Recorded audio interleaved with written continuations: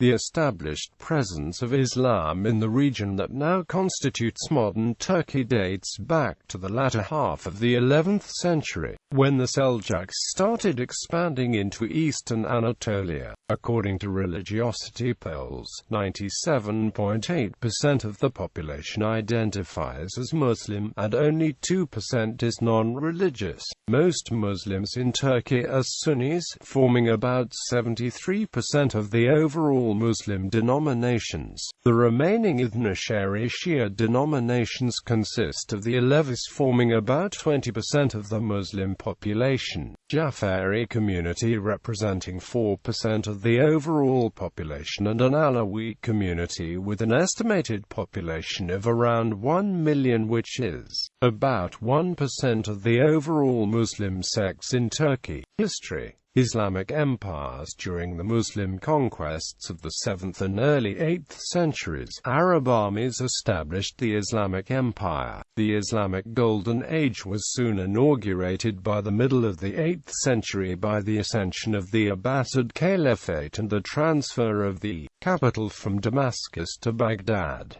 The later period saw initial expansion and the capture of Crete. The Abbasids soon shifted their attention towards the east. During the later fragmentation of the Abbasid rule and the rise of the Shiite rivals the Fatimids and Buyids, a resurgent Byzantium recaptured Crete and Cilicia in 961, Cyprus in 965, and pushed into the Levant by 975.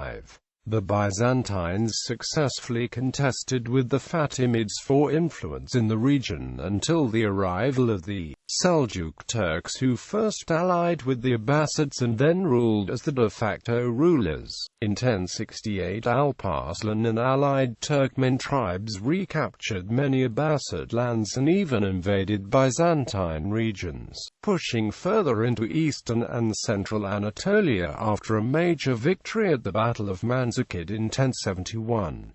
The disintegration of the Seljuk dynasty, the first unified Turkic dynasty, resulted in the rise of subsequent, smaller, rival Turkic kingdoms such as the Danishmends, the Sultanate of Rum, and various Atabegs who contested the control of the region during the Crusades and incrementally expanded across Anatolia until the rise of the Ottoman Empire. Ottoman Caliphate. Beginning in the 12th century, new waves of Turkic migrants, many of whom belonged to Sufi orders, some of which later incorporated heterodox beliefs. One Sufi order that appealed to Turks in Anatolia after 1300 was the Safaviya, an order that was originally Sunni and non-political but later became both Shia and political, based in northwest Iran. During the 14th and 15th centuries, the Safavid and similar orders such as the Bektazi became rivals of the Ottomans, who were Orthodox Sunni Muslims, for political control of eastern Anatolia. Although the Bektazi order became accepted as a sect of Orthodox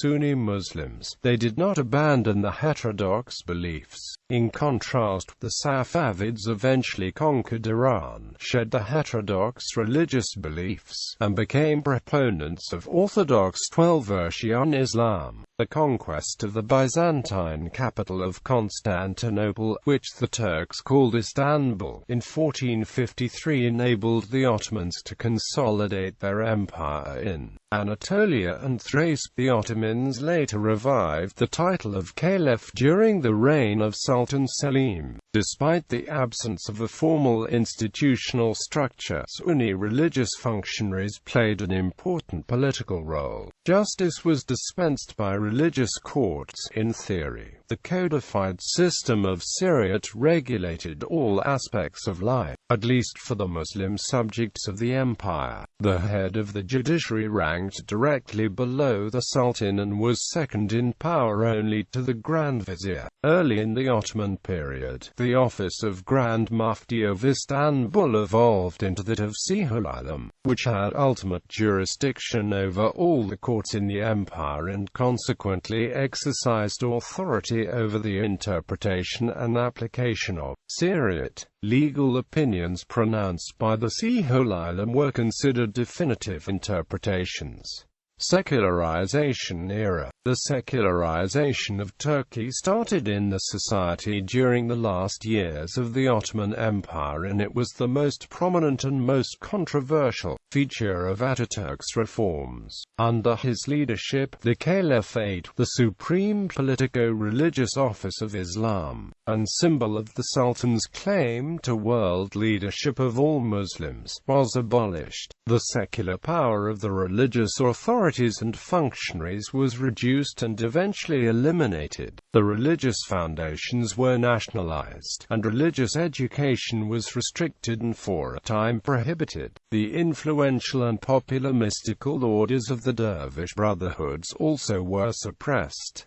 Republic period, 1923–present. The withdrawal of Turkey, heir to the Ottoman Empire, as the presumptive leader of the world Muslim community was symbolic of the change in the government's relationship to Islam. Indeed, secularism became one of the Kemalist ideology of Mustafa Kemal Ataturk's anti-clerical program for remaking Turkey, whereas Islam had formed the identity of Muslims within the Ottoman Empire. Secularism was seen as molding the new Turkish nation and its citizens. Ataturk's reforms in 1922 to the new nationalist regime abolished the Ottoman Sultanate, and in 1924 it abolished the Caliphate, the religious office that Ottoman sultans had held for 4 centuries. Thus, for the first time in Islamic history, no ruler claimed spiritual leadership of Islam. Ataturk and his associates not only abolished certain religious practices and institutions but also questioned the value of religion, preferring to place the trust in science. They regarded organized religion as an anachronism and contrasted it unfavorably with civilization, which to them meant a rationalist, secular culture. Establishment of secularism in Turkey was not, as it had been in the West, a gradual process of separation of church and state. In the Ottoman Empire, all spheres of life, at least theoretically, had been subject to traditional religious law, and Sunni religious organizations had been part of the state structure. However, usually state had authority over the clergy and religious law, even at the Ottoman period. When the reformers of the early 1920s opted for a secular state, they removed religion from the sphere of public policy and restricted it exclusively to that of personal morals, behavior, and faith. Although private observance of religious rituals could continue, religion and religious organization were excluded from public life. The policies directly affecting religion were numerous and sweeping. In addition to the abolition of the Caliphate,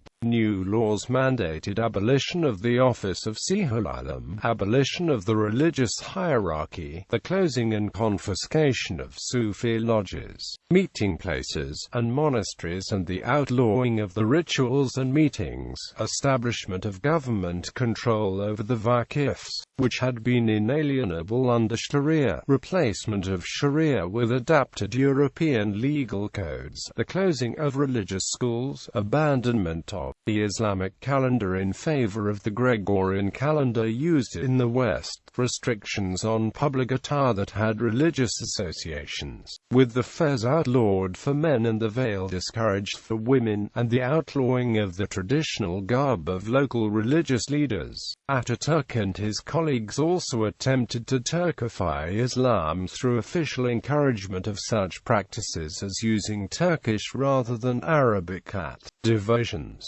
substituting the Turkish word Tanri for the Arabic word Allah, and introducing Turkish for the daily calls to prayer. These changes in devotional practices deeply disturbed many Muslims and caused widespread resentment, which led in 1952 a return to the Arabic version of the call to prayer after the opposition party DP won the elections. Of longer-lasting effect were the regime's measures measures prohibiting religious education, restricting the building of new mosques, and transferring existing mosques to secular purposes. Most notably, the Hagia Sophia was made a museum in 1935. The effect of these changes was to make religion, or more correctly Islam, subject to the control of the state. Muftis and imams were appointed by the government, and religious instruction was taken over by the Ministry of National Education. As a result of these policies, the Turkish Republic was judged negatively by some sections of the Muslim world. The expectation of the secular ruling elite that the policies of the 1920s and 1930s would diminish the role of religion in public life did not materialize. As early as 1925, religious grievances were one of the principal causes of the Seyhit rebellion, and uprising in southeastern Turkey that may have claimed as many as 30,000 lives before being suppressed. Although Turkey was secularized at the official level, religion remained a strong force at the popular level. After 1950, some political leaders tried to benefit from popular attachment to religion by espousing support for programs and policies that appeal to the religiously inclined. Such efforts were opposed by most of the state elite, who believed that secularism was an essential principle of Kemalist ideology. This disinclination to appreciate religious values and beliefs gradually led to a polarization of society. The polarization became especially evident in the 1980s as a new generation of educated but religiously motivated local leaders emerged to challenge the dominance of the secularized political elite. These new leaders have been assertively proud of Turkey's Islamic heritage and generally have been successful at adapting familiar religious idioms to describe dissatisfaction with various government policies. By their own example of piety, prayer, and political activism, they have helped to spark a revival of Islamic observance in Turkey. By 1994, slogans promising that a return to Islam would cure economic ills and solve the problems of bureaucratic inefficiencies had enough general appeal to enable avowed religious candidates to win mayoral elections in Istanbul and Ankara, the country's two largest cities. Multi-party period following the relaxation of authoritarian political controls in 1946. Large numbers of people began to call openly for a return to traditional religious practice. During the 1950s, even certain political leaders found it expedient to join religious leaders in advocating more state respect for religion. A more direct manifestation of the growing reaction against secularism was the revival of the Sufi brotherhoods. Not only did suppressed Sufi orders such as the Qadiri, Mevlevi, Naqshbandi, Khalidiyya, and Al-Arika re-emerge, but new movements were formed, including the Nusmt, Hizmet, Sulaymaniya, Community of Iskandar Parsa and Ismail Agha. The Tijani became especially militant in confronting the state. For example, Tijani damaged monuments to Ataturk to symbolize their opposition to his policy of secularization. This was, however, a very isolated incident and only involved one particular sheikh of the order. Throughout the 1950s, there were numerous trials of Tijani and other Sufi leaders for anti-state activities. Simultaneously, however, some movements, notably the Sulaymansi in Nurkula, cooperated with those politicians perceived as supportive of pro-Islamic policies. The Nurkula eventually advocated support for Turkey's multi-party political system, and one of its offshoots, Hizmet movement, had supported the True Path Party, while the Istiqlal and Enver Oren had openly supported the Motherland Party since the mid-1980s.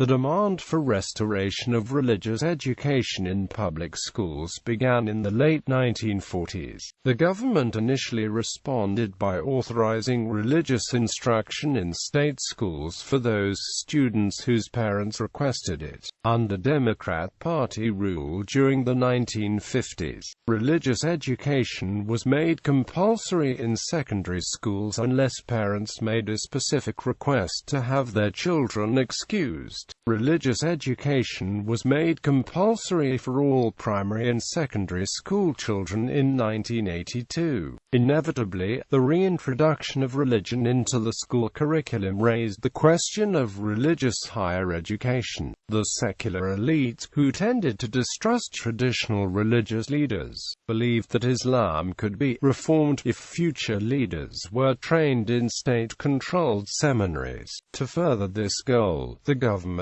in 1949 established a faculty of divinity at Ankara University to train teachers of Islam and imams. In 1951, the Democrat Party government set up special secondary schools for the training of imams and preachers. Initially, the Imam Hatip schools grew very slowly, but the numbers expanded rapidly to more than 250 during the 1970s, when the pro-Islam National Salvation Party participated in coalition governments. Following the 1980 coup, the military, although secular in orientation, viewed religion as an effective means to counter socialist ideas and thus authorized the construction of 90 more Imam Hatip high schools. During the 1970s and 1980s, Islam experienced a kind of political rehabilitation because right-of-center secular leaders perceived religion as a potential bulwark in their ideological struggle with left-of-center secular leaders. A small advocacy group that became extremely influential was the Hearth of Intellectuals, an organization that maintains that true Turkish culture is a synthesis of the Turks' pre-Islamic traditions in Islam. According to the Hearth, Islam not only constitutes an essential aspect of Turkish culture but is a force that can be regulated by the state to help socialize the people to be obedient citizens acquiescent to the overall secular order. After the 1980 military coup, many of the Hearth's proposals for restructuring schools, colleges, and state broadcasting were adopted. The result was a purge from these state institutions of more than 2,000 intellectuals perceived as espousing leftist ideas incompatible with the Hearth's vision of Turkey's national culture. The state's more tolerant attitude toward Islam encouraged the proliferation of private religious activities, including the construction of new mosques and Quran schools in the cities, the establishment of Islamic centers for research on and conferences about Islam and its role in Turkey, and the establishment of religiously oriented professional and women's journals, the printing of newspapers, the publication of religious books, and the growth of innumerable religious projects ranging from health centers, child care facilities, and youth hostels to financial institutions and consumer cooperatives flourished. When the government legalized private broadcasting after 1990, several Islamic radio stations were organized. In the summer of 1994, the first Islamic television station, Kanal 7, began broadcasting, first in Istanbul and subsequently in Ankara. Although the Tariqa have played a seminal role in Turkey's religious revival and in the mid-1990s still published several of the country's most widely circulated religious journals and newspapers, a new phenomenon, Islamcide unaffiliated with the traditional Sufi orders, emerged during the 1980s. Prolific and popular writers such as Ali Bouli, Rasim Ozadnoran, and Ismet Ozil have drawn upon the knowledge of Western philosophy, Marxist sociology, and radical Islamist political theory to advocate a modern Islamic perspective that does not hesitate to criticize genuine societal ills while simultaneously remaining faithful to the ethical values and spiritual dimensions of religion. Islamist intellectuals are harshly critical of Turkey's secular intellectuals, whom they fault for trying to do in Turkey what Western intellectuals did in Europe: substitute worldly materialism in its capitalist to socialist version for religious values. Status of religious freedom. The Constitution provides for freedom of religion, and the government generally respects this right in practice. However, the government imposes some restrictions on all religious expression in government offices and state-run institutions, including universities, usually from the stated reason of preserving the secular state, and distance of state to all kinds of beliefs. The Constitution establishes the country as a secular state and provides for freedom of belief, freedom of worship, and the private dissemination of religious ideas. However, other constitutional provisions regarding the integrity and existence of the secular state restrict these rights. The secularity, bearing a meaning of a protection of believers, plays an important role to protect the state. While most of the secular countries have religious schools and educational system, one in Turkey can only have religious teachings after a state-decided age, which is considered as a necessity given the fact that Turkey is the only considerably secular country in the Muslim world, i.e., it is claimed that conditions to establish secularism are different than those in Christian world. The establishment of private religious schools and universities is forbidden. Only the state-controlled imam hatta pleases is allowed, which benefits only Islamic community in Turkey. This type of high schools teach religious subjects with modern positive science. However, graduates of these schools cannot go to the university to seek higher education in another field of study, for example medicine, law, engineering, etc., because graduates of these schools are intended to be clerics, rather than being doctors or lawyers. The government oversees Muslim religious facilities and education through its Ministry of Religious Affairs, which reports directly to the Prime Ministry. The Diyanet has responsibility for regulating the operation of the country's 75,000 registered mosques and employing local and provincial imams, who are civil servants. Some groups, particularly Alevis, claim that the Diyanet reflects mainstream Islamic beliefs to the exclusion of other beliefs. The government asserts that the Diyanet treats equally all who request services. However, Alevis do not utilize mosques or the imams for the worship ceremonies. Alevi ceremonies take place in sem houses and led by deeds who do not benefit from the large budget of the religious affairs. Diyanet and secularism. Reforms going in the direction of secularism have been completed under Ataturk. However, Turkey is not strictly a secular state. There is no separation between religion and state. There is a tutelage of religion by the state. However, each is free of his religious beliefs. Religion is mentioned on the identity documents, and there is an administration called Presidency of Religious Affairs, or Diyanet, which exploits Islam to legitimize sometimes state and manages 77,500 mosques.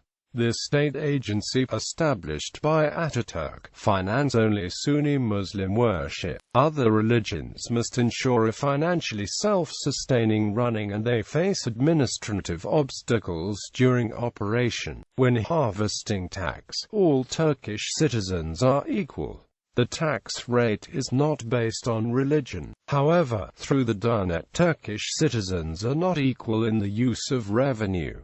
The Presidency of Religious Affairs, which has a budget over US $2.5 billion in 2012, finance only Sunni Muslim worship. This situation presents a theological problem, insofar as Islam stipulates, through the notion of haram, that we must give full measure and full weight in all justice. However, since it was set up Diyanet, through taxation, used the resources of non-Sunni citizens to fund its administration and only Sunni places of worship. For example, Kafri Muslims and Alevi-Bektashi participate in the financing of the mosques and the salaries of Sunni imams, while the places of worship, which are not officially recognized by the state, don't receive any funding. Sufi orders like Alevi-Bektashi, Bayrami Jelvati, Halveta, Harafi Rufe, Malamati, Mevlevi, Naqshbandi, Qadiri Galabai and Jafari Muslims are not officially recognized. In 2013, with over 4.6